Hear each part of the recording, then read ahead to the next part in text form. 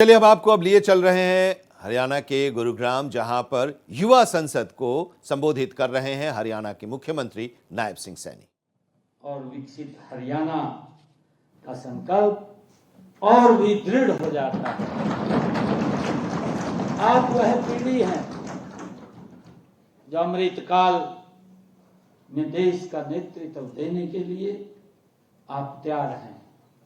मुझे खुशी है कि आपके कंधों पर वर्ष 2047 के विकसित भारत के निर्माण का दायित्व आप सबके कंधों पर है। यह आपका सौभाग्य भी है कि इस दायित्व को निभाने की सबसे पहली पाठशाला आज का यह सम्मेलन है। इसके लिए आपको बहुत आज आपने संसद की एक नई प्रकृति बनाई है। आज आप यहाँ संसद की प्रक्रियाओं को समझेंगे, नियमों को जानेंगे और अपनी बात प्रभावी ढंग से आप रखेंगे। लेकिन मैं चाहता हूं कि आप संसद को केवल एक इमारत की प्रक्रिया के रूप में न देखें। भारत की संसद सिर्फ ईंट का एक महल नहीं है, यह 140 करोड़ देशवासियों की आकांक्षाओं का जीवंत केंद्र है। यह वह धुरी है जहां से देश की नीति तय होती है।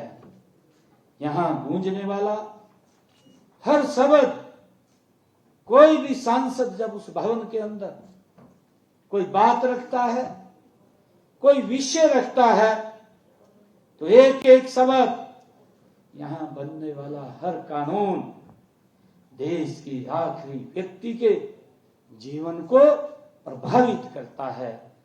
इसलिए इस मॉक पार्लियामेंट का उद्देश्य केवल संसदीय प्रक्रियाओं की नकल करना नहीं है। इसका असली उद्देश्य है कि उस भावना को आत्मसात करना जो हमारे लोकतंत्र को दुनिया में एक अनूठा बनाती है। यह भावना है संवाद, विमर्श, सहमति, असहमति और फिर राष्ट्र हित में सर्वसम्मति। लोकतंत्र भारत के लिए कोई विदेशी अवधारणा नहीं है, यह हमारे डीएनए में है, हमारी रगों में है। हजारों वर्षों पहले जब दुनिया के कई देश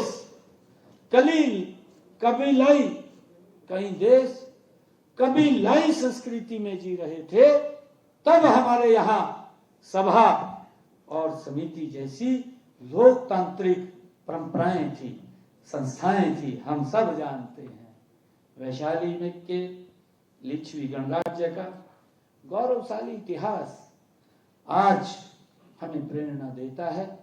और इस प्रकार लोकतंत्र हमारी विरासत है और इसे सशक्त और जीवंत बनाना हम सब का, विशेषकर आप जैसे युवाओं का ये परम कर्तव्य है।